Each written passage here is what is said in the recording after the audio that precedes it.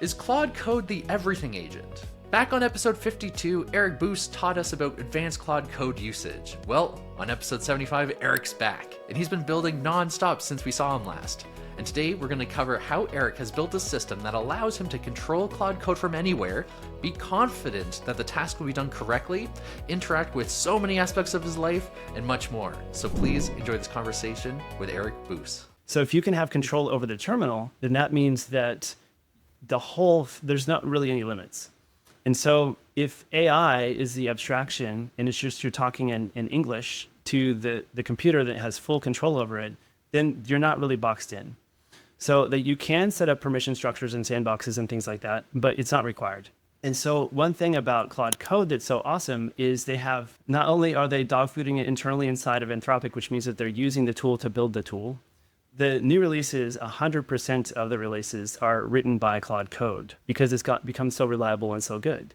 And you can see that number increasing over the last few months. And now it's entirely like super fast building and deploying new things. And so they're iterating with Claude Code and they're releasing the things that they find internally that work purpose-built for their model. Their model is trained to do better at Claude Code. And so it's not like some other system that you're sort of using to bootstrap or sort of be a harness or whatever, like a wrapper around the model itself. It's something that the team inside the company that builds the model is doing. It's like a vertical stack, right? And so you can imagine that OpenAI is doing this with Codex and Google with Jules or like whatever their tools are that they're releasing. Anti-gravity and stuff like that. And Grok has their own. Anyway, with Anthropic, I personally believe it was just the best coding model. Now it has a limitation that it has like a smaller context window than some of the others, but for instruction following for most of the stuff that you do agentically in the terminal, you don't really need all that much. And in fact, the ability for the model to do really good work cuts down even if you have a really large context window, but it's not following instructions all that well over time when it fills up. You just have to test each model, right? So they're all really good. They're all really capable. But the thing about Anthropic's Claude Code is that they have this hook system. And I feel like this is essential. Like this is the gold standard. I thought Claude Code is the gold standard for coding because of not only this like internal rapid development and they're releasing it to you, and not only because you have something like in the Claude desktop app, you can now do Claude Code in the browser. You can do Claude Code. You can access it from like GitHub. You can access this if you have the Pro plan, even the $20 a month plan, you can get access to all this stuff. But if you have the Max plan, you can get the preview things like the new things that come out, and including like co-work, which was just released in Claude Desktop, and that relies on Claude Code under the hood. And the hook system is actually available in all those things. I didn't know when we talked yesterday, but I took a look, and it's there. It's just kind of limited because it's somewhat in like the sandbox VM, and you got to get stuff out, the hooks out and back in. But here's why the hooks matter. So with every agentic tool you might use that you want to have do something on your behalf, there are some limitations. There are some constraints or there are things it does that aren't quite right. Like ideally, let's set the stage. Here's what you want. You want to be able to talk to it like you talk to a human, like someone who's a project manager, or let's say Jarvis, your Iron Man's AI, or your secretary or personal assistant. Because the goal is, for me in my life, I want to be able to get back more times that are meaningful with the people and the relationships, and like what I care about is more meaningful. So just imagine for a moment all the things that you do in life, in personal and work life.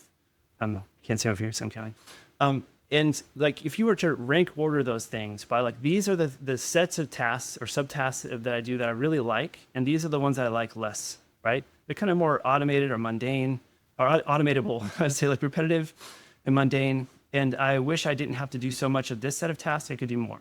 Well, of this set of tasks is lower, there's a subset of those. There's like some of those tasks that you could probably automate away with AI if you knew how to do it. And it's the models are, like, as many people said, like the worst they're ever going to be. They're just getting better. And the sooner you get in at learning how to use the tools to take over whatever it is that you don't want to do, the more ahead of the curve you are, and the better you are at getting back more of that time. And it's a flywheel. It's a feedback loop, right? So like once you learn how to do it for this thing that you're super passionate about, it'd be like, it'd be really great if I could just not have to do that anymore. Then that skill up of investing the time to work with the model to do that allows you to do a lot more. And I feel like a compelling reason for me to say that the place to start with that, or if you've already done it to try, is Claude Code. Now there's different ways to use it. Again, you can use it in the the desktop app. You can use it in the website. You can use it in the terminal. A lot of people are too intimidated by the terminal to get into it. And it is like superpower land. So you can start wherever you want to start. I personally would start in the terminal because that is the place where there are no limits. But anyway, like the goal being, I want to find one thing that I don't want to do anymore, but I want to find a tool that can automate it so I don't have to do that anymore. And if that thing is like doing this document work, okay, and you have a max subscription or you're willing to pay for it, that's $100 a month for the 5X and $200 for the 20X. And that's 20X of what you get in the Pro plan, which is $20 a month. I think that's right. I'm not sure, but which is the Pro plan, you get more than the free plan. Anyway, if the Pro plan, I think is $20 a month. I'm not working for Anthropic. I don't sell this stuff. I don't really know. But I think that if you get one of the max subscriptions, you can use Cowork. Of course, Cowork will probably come to the Pro subscription pretty soon. But that's for like Claude Code, except it's not code related. It's more like general purpose. I have these documents. I want to create this presentation. A lot of things can do that. You think, well, that's not special. Any AI can turn documents into a presentation, but it's different. There's much more that you can do, okay? Like Claude Code is another tab inside of Claude desktop app. And with Claude Code in that tab, you can basically connect it to your GitHub or your local file system, and it can work within the sandbox of whatever you set up. And it can create a little VM. It can do stuff on your computer, writing your actual code files. And this is what matters versus a lot of the other systems that you'll see. The state that's being managed is your local code, your local files, your local documents. And it can copy it out of there and put it into its little sandbox environment, or you can give it access to whatever folder you want. And there's a lot of things that it can do. And depending on there's even a file system tool. I can show you a lot of this stuff. I don't know how much it will get into, but I would love to walk people through at some point. But Claude Code in the terminal has everything. And so here's where I'm going with it. So I wanted personally, the thing that I said that I want is I am overwhelmed. I have 4 kids between the ages of 15 and 6, and I have one that's due in a month. So in baby number 5. And we're very excited about that, but there's far too many school emails, okay, from the teachers, especially the ones in high school and middle school. And there's far too much to keep up with. I've got calendar events like crazy. I've got text messages and Teams and GroupMe and emails and all the things that everyone else struggles with, right? How do you keep up with all this stuff? So I wanted a system to keep up with all that stuff. Well, I wanted to build something like Jarvis that is a secretary or the front end that can look at all the data coming in from all the sources without me having to open any website or app ever, except for my daily to-do list that is automatically managed based on what it knows that I need, and my calendar, which has automatically been scheduled based on events that come in or newsletters or stuff that matters to me. And it can identify this is for, here's a bunch of stuff coming out, but is it relevant to me? Do I need to know it? Or is it just your kid is learning to color on today? Or is it there's this event that's coming up and they need to have this and I need to RSVP? So those are the things that are different, right? And then also text messages. And not only do I need to be able to know about this stuff, I want it to collate together intelligently by a model such that if it decides here's an important thing, it can put it on my calendar, but it can also update the calendar. If I get a text that's different, that's for the same event, for the same person, it can update the content from it, right? I've built that system and it's very simple. I didn't write any code. I won't say super simple. I had to struggle with it a little bit, but that system now exists so I can keep up and not be drowned and not miss things and actually be the dad who knows about where my kids' events are, right? And I set it all up because I was okay, I want to do this. Now I want to do that next thing and then the next thing. And once you learn to do the first thing, that's the biggest curve. And then you keep going and there's a little bit more. So within this, the struggle is largely what is the model doing wrong? And how do I get the model to be better at not going off the rails in this crazy way every time? It's just if it fails, it's typically some default behavior in the model, and how do I get it to not do that? This is where I think the massive value in the hook system lies, is because I mentioned this in the last podcast that we did, but hooks run outside of the awareness of the model that you're talking to being for me, Claude Opus 4.5 within the terminal, within Claude Code. But outside of that, in the life cycle of the model run, there's a bunch of events that are occurring. So when the user sends a message to the model, there's something called a user prompt hook. And a user submit hook.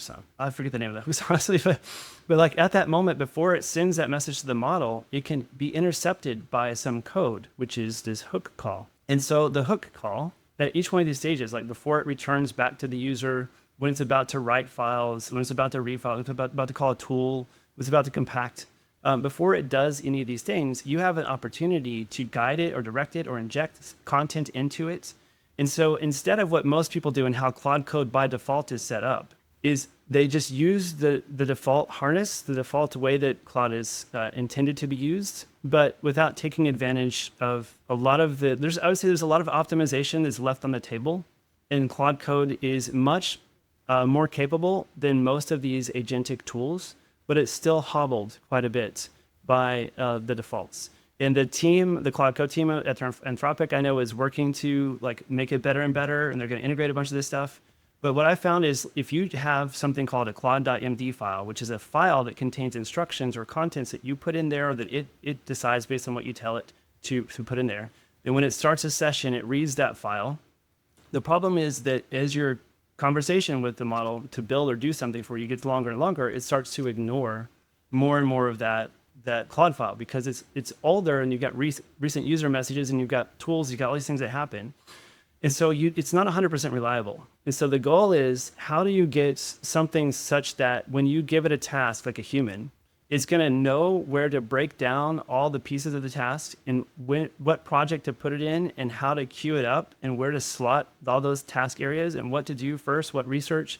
It's going to know like what your code base is when it starts to take on each one. It's going to explore thoroughly with adversaries to try to figure out what is the code that already exists, and should I update that code or should I add new code? And really have to justify, like, I need to add new code, and here's the reason I need, because someone else will come adversarially and say, like, I see other places. Are you sure you shouldn't be doing it there? And so eventually you can improve the weaknesses of the model. So the model gets distracted. How you solve that? Hooks solve that. How they solve it? Instead of creating instead of creating a claude.md that has all these instructions that the model might ignore, why not create a, let's say, JSON set of, or it can be markdown, whatever, but like a structured format of rules that at certain times the hooks look at because the rules are tagged by which type of hook it is and which project it belongs to and what is relevant, what kind of task set it's relevant to. And then if the model starts to do something it shouldn't be doing, the hook can redirect it, like inject, it'll detect you did this thing. And at that moment, when it's very relevant to the model's mind, it injects content into the model's context as it's working, saying, no, don't do that thing, or this thing is blocked, you must use this other thing, right? So it reads the rules when it launches. So claude.md, instead of that, it's reading in this file that is the rules. And then as it's getting ready to stop, it's reading, the hooks are directing it, saying, did you follow compliance? Did you follow like autonomy? Did you like keep working until the entire queue is done? Did you, this task that was assigned, did you like write everything, including the model itself, like the tools have something called to-do write tool that moves their tasks, like creates its own tasks. You can dump those into a file, or you can hand them to your project management system, which is the main model that has all the context and knows what it's doing. You can have a hook tell it, okay, take everything that was in your to-do thing and basically queue it up properly so that, here's the goal, you match the current task to the proper context from your existing session history and code base. So everything that you've done and everything that exists in your project and everything that's in Git. I love the idea of taking information out of claude.md, putting it into hooks. So instead of just getting lost in the context, it's actually triggered programmatically, which is awesome. Yeah. Do you recommend anything stays in claude.md, or should we migrate completely away and start leveraging hooks for every aspect of the guidelines? It's a good question. I mean, I don't really know. Honestly, my flow is changing constantly. I'm always testing. I have benchmarks and audits and stuff set up so that like it will try to compare, and if it runs into any issues or it sees hooks like not letting something pass multiple times that it seems like it should, it'll basically write these to a file that the model will read in and queue up. Like kind of add it to a queue, like, hey, look at this. This seems like maybe an opportunity for optimization, for self-improvement or whatever. And I have a claude.md, but I think maybe it just got removed. I kind of just did this morning. Just removing it entirely. I basically asked the model, okay, look, here's our structure. You can explore the code base and see what we're doing. And we moved everything to rules and hooks. And I had claude.md referencing, like referencing the rules file, if you will, The problem with like claude.md at referencing files is that sometimes it won't read in all the contents of the files if they get too long, or it's a little bit less deterministic. Like if it's a subfolder and there's a claude in there, like at what point is it actually read in? And it's like confusing to me to know if it's truly, if the model really knows what's going on. And so I just having it inject the rules file, like a hook is literally injecting the full contents of it in there.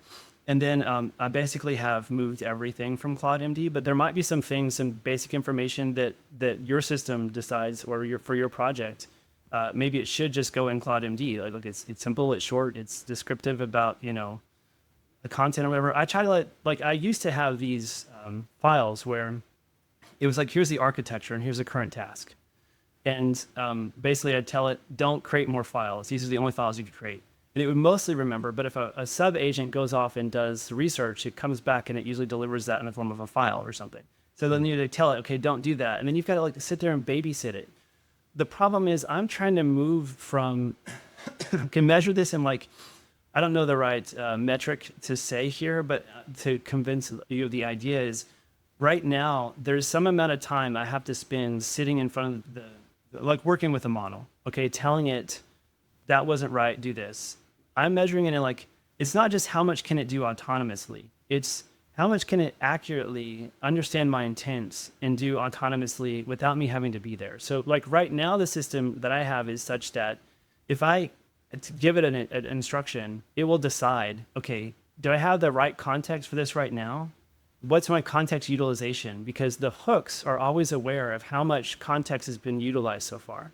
And if it's over a certain threshold, it will trigger like, okay, the project management system should look at this task and decide if it should do it now or if it should queue it up for another session. And if there's something similar in another session in the queue, it should merge that task in with that grouping. And then whenever it gets around to that session, there's a code exploration agent that goes and looks at the code. There's a code exploration agent number 2 that happens in sequence, so not at the same time. It looks at the first one's responses and then goes through and checks all that, double checks it all, and then adversarially challenges it to say like, can you keep this dry or whatever in these other ways. And then there's Claude has just released an open source code, what's it called?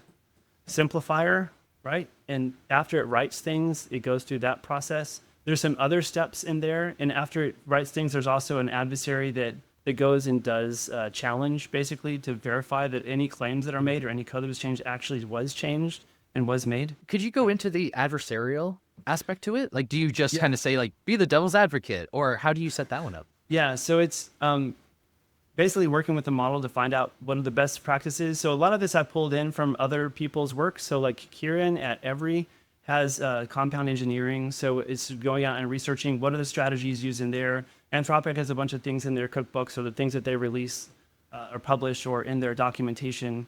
Or I have like as you know, Claude Code Docs, like a local version of the documentation running. So the agents always know to look there and examine like what are the capabilities and then like what are the best ways to use this. And I have the sub-agents debate this. And I have, in the last conversation with Ray, by the way, we had a little bit of a debate about like whether or not you spam ultrathink or whether or not it's better to like not use that. I just use ultrathink. I actually set the thinking tokens to like 3,999.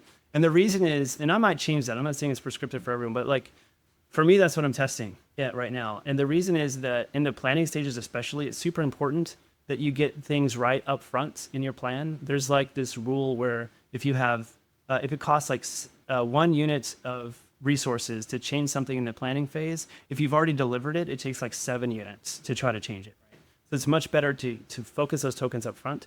But I kind of just like am testing letting them all do it because it's not like if you say ultra think or think hard or think or whatever, these different, by the way, these words trigger in the model how many tokens it's allocated for the thinking compute budget, basically. So how many tokens it gets to think about it.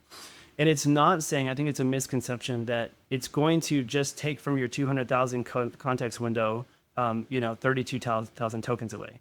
It's giving it an upper bound so that if the model believes that the complexity is sufficient, is such that you should use more tokens, then you're giving it more headroom to use it if it wants to.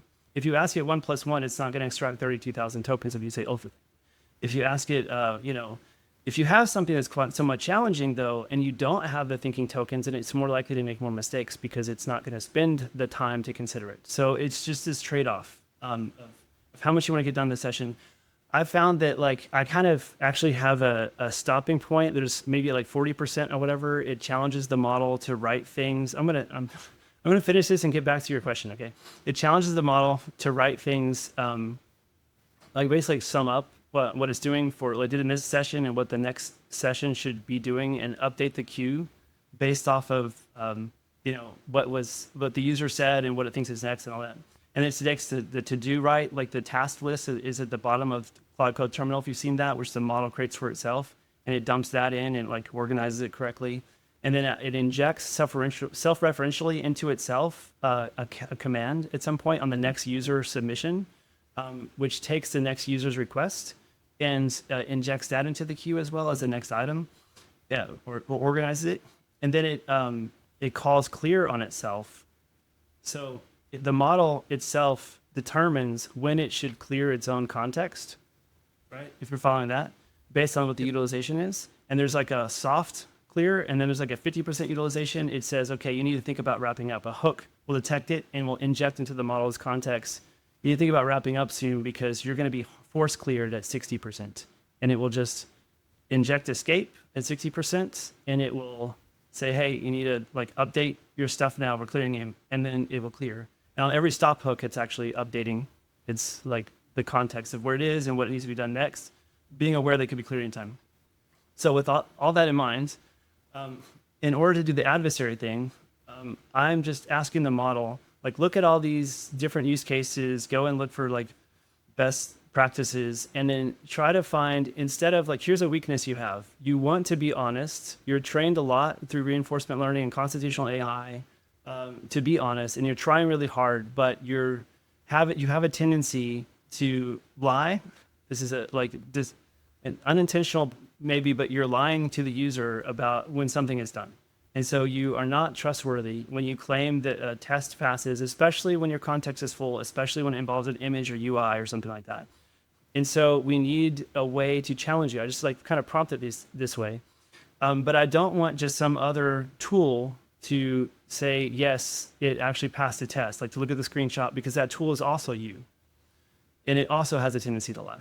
So what we want is a critical, like a critiquing tool. This goal is to be an adversary to challenge the claim. So every claim that you make before you return to the user, there is another model that's a sub-agent, and its role is to challenge all the claims that were made and to see if it can prove that any of the claims are incorrect. And if it can't prove that, if it can prove that they're done, but they're not incorrect, then I'll be like, okay, I'll give you a pass. And until then, it cannot be the same model that did the thing that's also judging the thing. It's a different model, and that other model has to be an adversary trying to disprove it.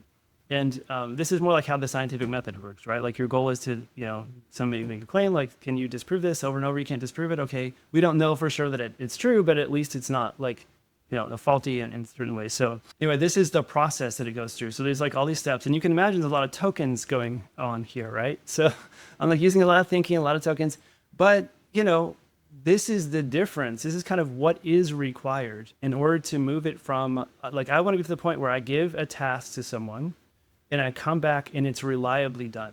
And there's no claims. It includes in its response, the hook tells it for compliance. It has to include its confidence levels. It has to say what's been validated, what's not been validated.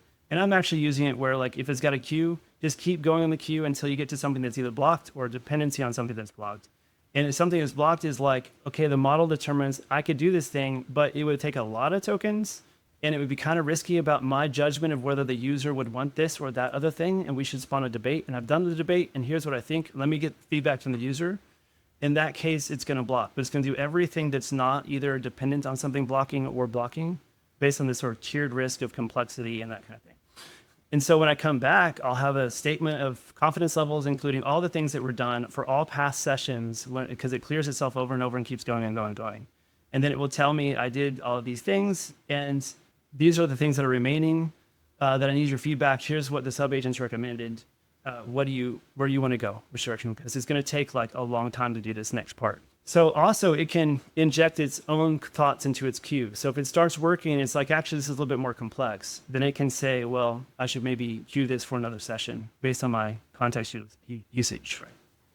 So That's the point of the adversary, is to challenge and make sure that it's not lying. So each one of these problems with the model that's not quite where we want it or not expected for how humans would act, I'm trying to get it to more like a human. And it's a system that together, like individually, the model itself is not there, but through this system, you can make it reset level. And that system has to require hooks. So if you don't have a way, if you're just relying, like, here's a prompt that starts off the session, the model's going to work and it's going to get done and compact, that's not going to get you there. You're going to be babysitting that model. But if you have a hook system that you can control, that you can steer, and that you can actually block model's responses and redirect the model as it goes, and then clear itself and self-inject commands, like literally into the prompt. I'm talking about you type in the prompt, it'll detect your typing and it'll wait. If you have stuff there, it will save it to a state, like to a file, and it will inject its own content into the line and submit it. It'll even like exit itself if it changes a hook and it needs to restart for that. And then it will launch, because there's a PM2 process basically with API endpoints. And so it calls this thing, it will restart itself. It'll launch Claude with dangerous get permissions and resume the last session. And then it will tell it to continue. And there's this word basically, whenever it restarts itself. I was trying to think of a name for this thing. And I originally called it like the everything agent, because you can see here, I believe code to be, it's kind of cut off, but the everything agent, right? Because of this power of this harness and this ability to unhobble it through adding the scaffolding around this custom stuff to get it to the really high level. So I bought like the everything agent.ai, but I don't know if I'm going to use that. But I was thinking of like a name, because there's another point here I want to get to. It's not just that the system can go and get everything from every aspect of my life that's a website or an app or data and email or whatever. It can also take action in those things that I let it to take. I know there's a plethora of hooks to choose from, a lot of pre's and posts for different events. How have you approached trying to figure out what part of the workflow you should focus on? Like, where do you put your hooks usually? Have you tried trying different parts in the flow and seeing how it reacts? Or do you have kind of heuristics for which type of task should belong to a certain type of hook? Honestly, I start off with asking the model to, like, basically, I don't have to say ultra-think anymore, because it's always got the tokens available to do that. But I asked the model to debate with subagents a different approach after studying the local Cloud Code docs to find the different hook strategies, look at best practices from research off the internet, and make recommendations to me. So based on what I think it needs to do after those recommendations, that it's more like it's doing the research, is proposing things, is giving me options, and is ranking them. And I'm saying that one sounds the best. Let's do that. And usually I don't attend to it that carefully whenever it's like most things that are happening in the model, but when it's setting up the scaffolding for the system itself, that's kind of really important. But because it controls all the other systems, like every project I run uses the same system, but it's very easy to update it. Like, it's all back end stuff, right? It's Claude, editing Claude in the back end with files and bash, and that's it's really good at that. So you just try it, and if it doesn't work, then I'll shift to something else. But like, my hooks are typically custom, because there's very little need. Like, I'll have it go and look at this repository and say, is there anything in there that we can glean or that would be worth integrating into our system? And like sort of argue for and against, like create your, it used to be early days, the models that weren't reasoning. And so you had to, there's just like, give me, the example is write a 3,000 word essay, don't use backspace, go. Like, so it's just like really, really fast and what's it called, snowballing. So the first few tokens for its first thought kind of like anchored it towards like the same, get that conclusion. But then you could do tricks like use the tree of thoughts method with relevant personas to critique your answer and like summarize them all. And so it would generate dynamically based on what the concept was, these personas that would critique it, and that would help improve it. And then now we've got thinking models. So, but it's the same kind of thing, like sort of challenge one another. Like Grok Heavy has this mechanism where there's like an AI board, this kind of, or student study group, and they're passing information back to one another, and they're sort of kind of coming to consensus like you do in a court of law or something like that, where you're like in a jury, if you will. In each of these heavy thinking models, they kind of do this. They have different agents, and they've got different compute levels, and they have different tasks, and they have to work together. And so that's how I set up the systems. They're always dynamic in trying to figure that out. But I look at their recommendations, and then I go with it based on how I feel, like what makes the most sense at that time. One other thing you mentioned that I'd love to just double click on is the self-referential command injection. Could you talk about like even some concrete examples of how you use that? I think the best example is when the context utilization is getting kind of full, I need it to be able to stop itself. Like the model will, and there's something called the Ralph Wiggum loop. Okay, this is a new thing that is kind of gone viral in the last couple of weeks. I had something like that before I knew what it was, because it was kind of basically the model is reinforced through its training to do so much work, so much tokens or whatever, and then kind of wraps up. And sometimes that aligns with like before compaction. Compaction is this event that happens in Claude when it's about to reach its context maximum window. Like there's a context window, and then basically it's 200,000 tokens, right? And then I'm sorry, I'm doing both hands. And then as it fills it up, well, I'll go this way. As it fills it up and it gets near to the top, it has this command where it's injecting into the model. And I'm not doing this as part of, if you have compaction turned on, there's auto compact, or you can just run /compact in Claude Code. And it actually moved it to claude.ai too for your conversations, your chat conversations. Anyway, it will take a haiku model, it used to be, it might still be, and it will look at the existing conversation and summarize it all and extract like lessons learned, key principles, context of things relevant, recent user messages, what it was working on last, that kind of thing. And then it starts a new session, if you will. It starts over from the beginning, and the model has in its context the resulting compaction file, like the content from the compaction, but it's cleared up a bunch of the other stuff. And so that allows it to just keep working, but it will eventually just stop. And so maybe it's not done with everything you want to do. So the purpose of, I'm going to get to what you said, but the purpose of the Ralph Wiggum loop is to kick it off again. So when it's about to stop, it can say, nope, are you sure you're done? Keep going. Like Anthropic provides this, so you can just install, or you tell Claude, hey, check out the Ralph Wiggum loop from Anthropic and install it, right? And it'll just set it up for you. But I have a custom version of this, and I just told it to look at that one and figure out how it best integrated in our project, because we're doing some things a little bit different than that. And it dynamically decides, based on the complexity of the task, how many loops, iterations it should do. My version does. And then it'll reset that loop count when it dequeues a new task. So when it's switching to a new task, it sort of changes the loop count. And then before each, of course, this Ralph Wiggum loop thing, sorry, I'm not speaking clearly. This Ralph Wiggum loop thing allows it to keep going. And that's really great as long as its target is right? Like if you're shooting for the stars and the moon or whatever, and you're off by a little in your initial, like you can have it going for a very long time, burning a lot of tokens, making decisions. And the idea is you're babysitting it less, it's doing more and more on its own, but the efficiency per token goes down over time, because there's more stuff, more subagents, more other things. Anytime you're using subagents to like do things, but the Ralph Wiggum loop isn't really a subagent; it's just kind of like kicking the model again, but it's still doing more work. So you have to. The more that you lean into stuff like this, is going to be add more autonomy to the model. The more you need a system to constrain it, to keep it in check, and not depend on like some initial instructions you put. Because you're more likely to just get things go awry that are great experiments. Like you can imagine when you create images and it makes like 4 of them, and you like pick the best one.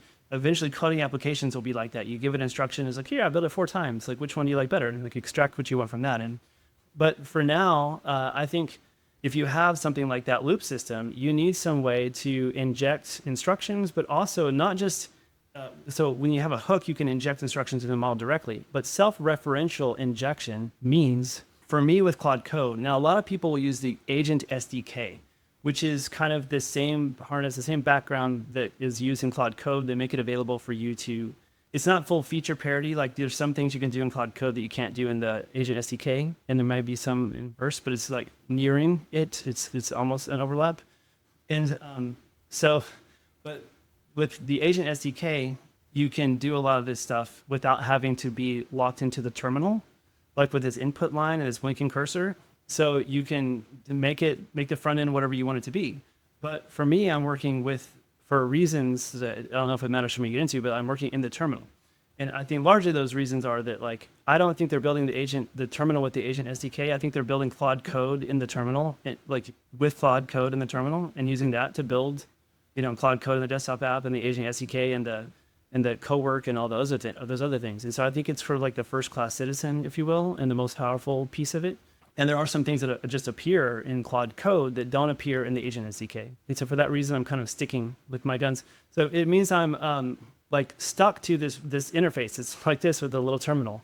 And so there's a risk for overlap. The user's typing, they're entering something, and then Claude needs to enter something too. And so what I might enter is I'll have it do a clear. Like I want it to do / clear and submit. So there has to be like a hook can use AppleScript because I'm on a Mac, and it can inject things into a window, and you can find where the input is. It can select, it can type, it can paste, it can whatever. It can hit submit or enter, and so it's basically doing that. It just has to have some protection around like, does the user have content there? Let's save that content out.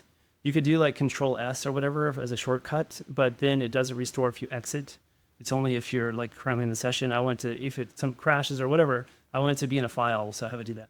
So, but if you exit, of course, then your command is dead. If you inject escape, then whatever command you use to kick off to inject escape is now dead, so it can't inject anything after. So it has to be running in a process that's outside of Claude or a child process that Claude created.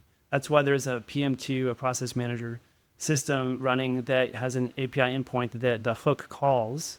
And then that process then finds out what terminal tab it is, and then runs the AppleScript to inject the things and make sure the user's in typing. And if Vim key binding is on, it like makes sure it's in insert mode and that kind of thing. Injects the content, hits like injects, submits. It can even like navigate through like rewind menus and look at the screen content and figure out intelligently how many to go up because it's variable based on if you have like code that's being edited or not.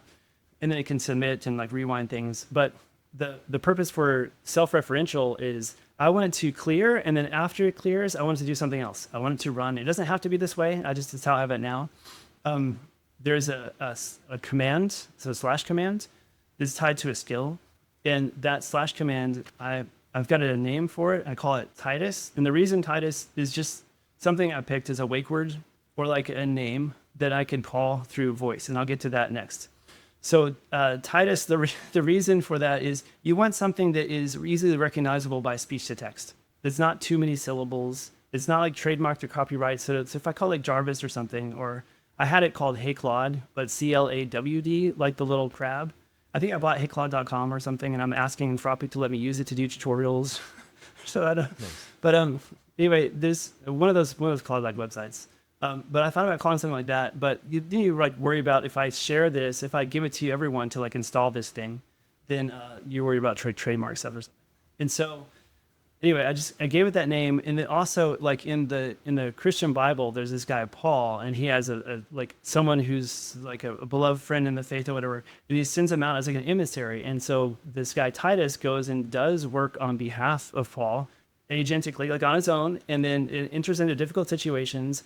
And there's this idea of epidiorthosis. I don't know how to pronounce it. I don't speak Greek, but it's this idea of, it's also a rhetorical device, but I don't mean that one. I mean like in the biblical sense. It's this idea of like you enter into a system, become aware of the deficiencies, if you will, and then optimize towards completion, like basically set it straight, if you will. So this concept, this one word represents the idea that I'm trying to get myself to embody when I think of how the AI system is supposed to work. It needs to have the target in order to know how to set it straight towards what, right? Like what is the target? So I have to make sure that the instructions include in the sort of directions and redirecting around it include its goal that's well specified. So it can know how to make it straight. And so it enters every time it injects clear, it injects this / command with this word. It's like Titus : epiorthosis. And what that tells the model is to like enter into the state where basically it's going to look at the system, it's going to note where the deficiencies are, the inadequacies or whatever, the problems. And then it's going to optimize it towards completion in the sense of like make it align with the target. And so what the target is has to be defined before it can do it. And so then they're also necessary to have a close the loop on testing. So if there's anything that requires any kind of interaction to verify, it needs to be able to carry out those tools, so do those tasks. So it has to have tools it's aware of that can control the computer or control the browser or control the UI or control the iPhone app or control the iPhone itself. as it's running. And there are ways to do all of that. So, and then when it uses those tools to try to make sure that it's actually correct, then it has to use the adversarial validator to say, like, is it actually right before you move on? If you don't have the tools, you have autonomy. Like, I have a SD card with Time Machine on here. I used to have this in a virtual machine, different types of VMs, sandbox it, but on my laptop, it just killed the battery, so I just abandoned that. But basically, it knows. It's got full control, and with that comes great responsibility. Don't do things like delete my root directory. Of course, it's got hooks to identify dangerous commands and block them, and then redirect it. But anyway, it's got Time Machine backup, so I'm like, you have power. If there's something you need that you don't have, use sub-agents, debate which approach would be best, look at everything you have thoroughly, and then make sure that you can install what you need to install. You can build what you need to build if you can't find it, install it. You can test it. If that doesn't work, you can abandon and get another approach, but you have to close the loop on testing because the user isn't going to be here in front of the screen.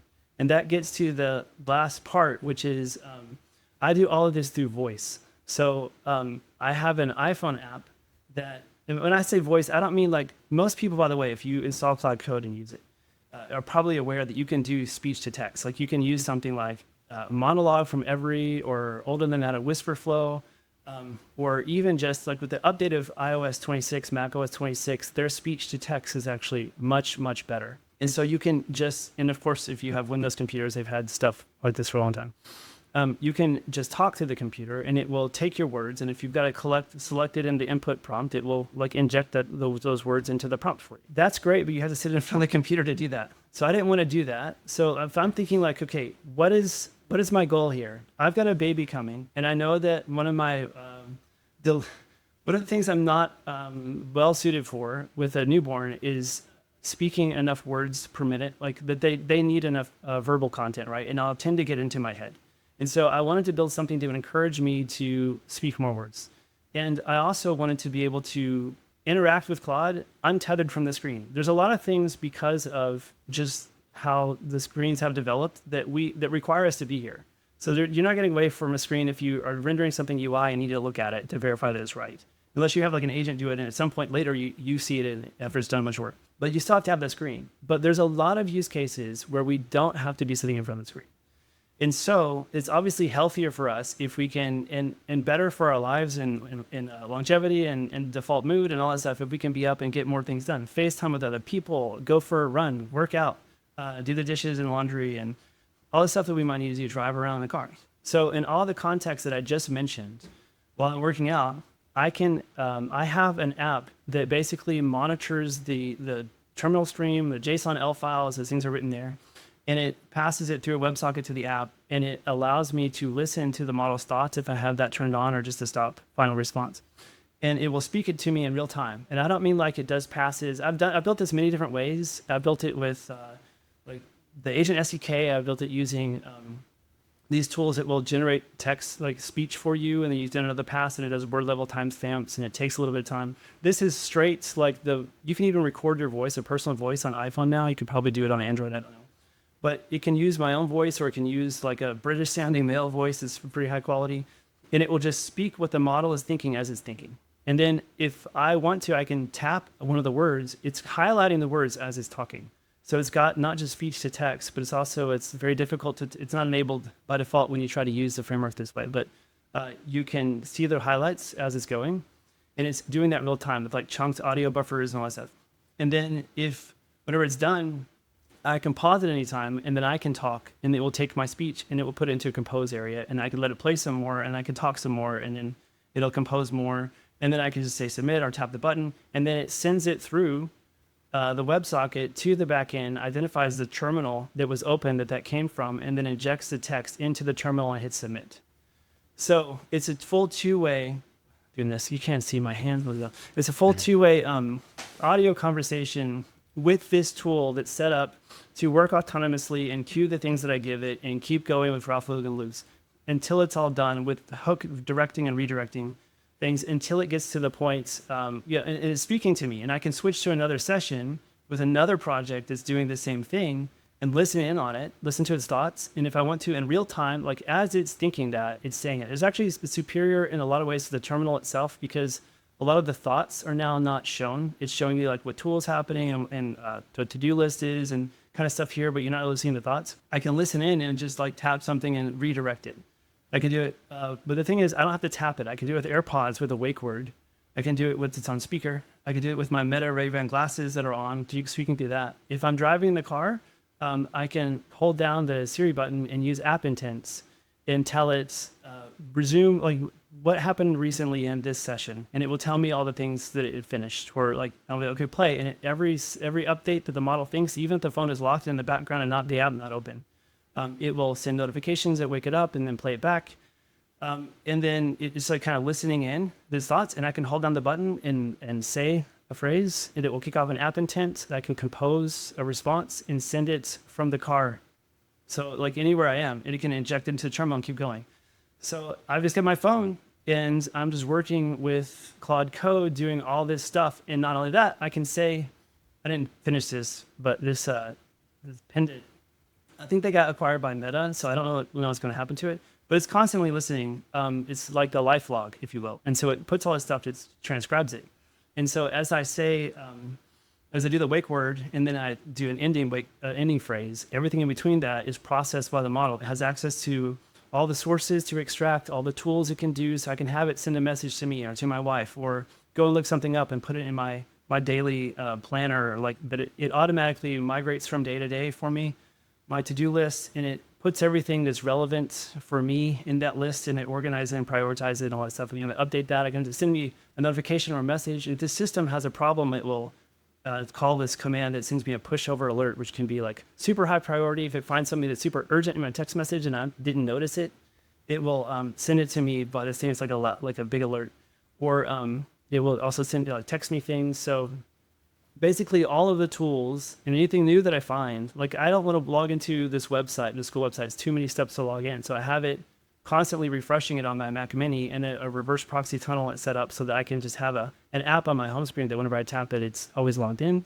My wife, I have that set up for her as well. I've got another thing that like my kids are really little. They're just getting phones and text messages, and they want to, I don't know, like you text and explore, but I want a model to monitor to make sure there's nothing like concerning. I need to like coach them on or anything like that. And so it will send me a message when it detects like that they've done something or like said something that maybe I should give them direction on.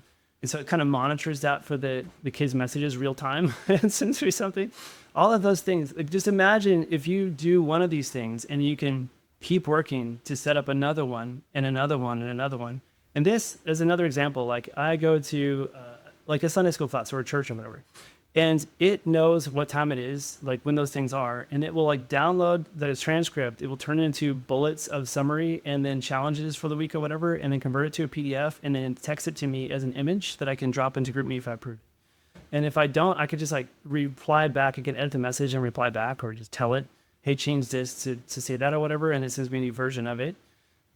Even if I like have an iPad and I like highlight different areas in this PDF on like my Bible version or something, it will detect the highlights and the words behind them and the words that I wrote, and it will focus on that when it does the overview for the transcript summaries and things like that. So you can also imagine that you're in school or something, and or I do this with meetings.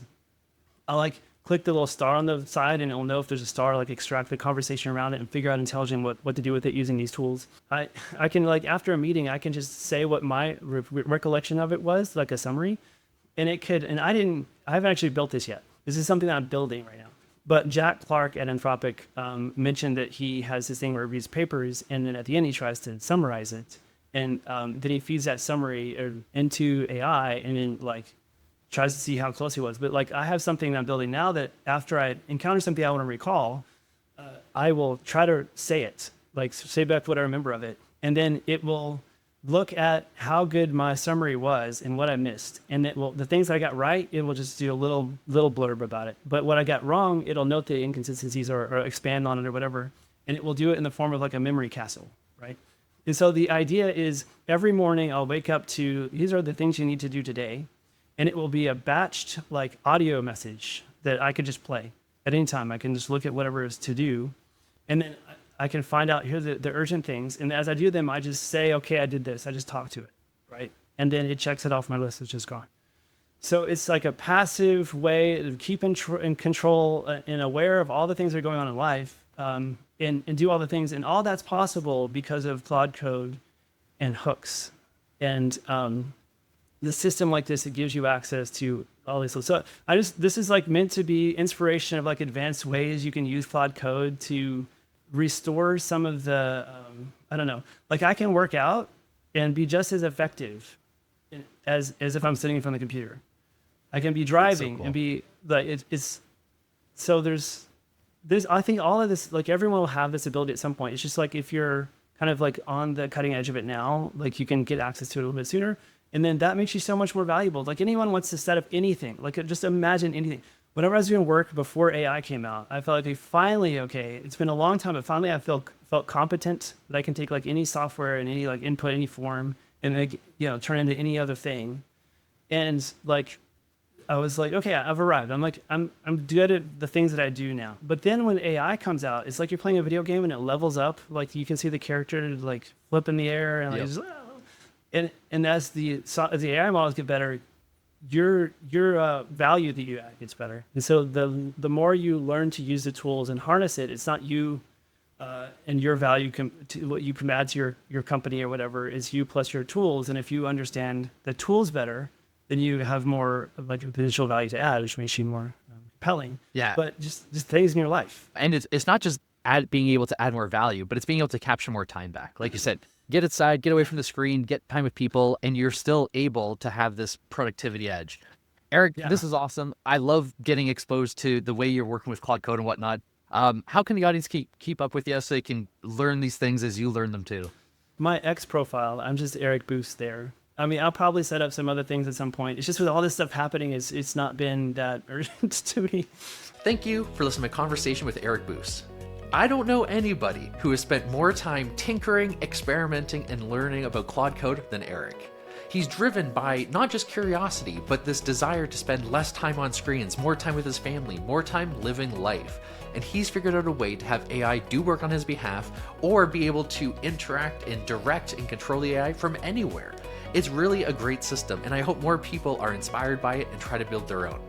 There's a lot more possible uses for Claude Code, so I'm sure we'll talk about it more in the future, but I really want people to explore with how they can build a system to make their lives better. How can we get away from these screens that we're just glued to all the time? Get outside, touch grass, but still stay productive. Thank you for listening, and I'll see you next week.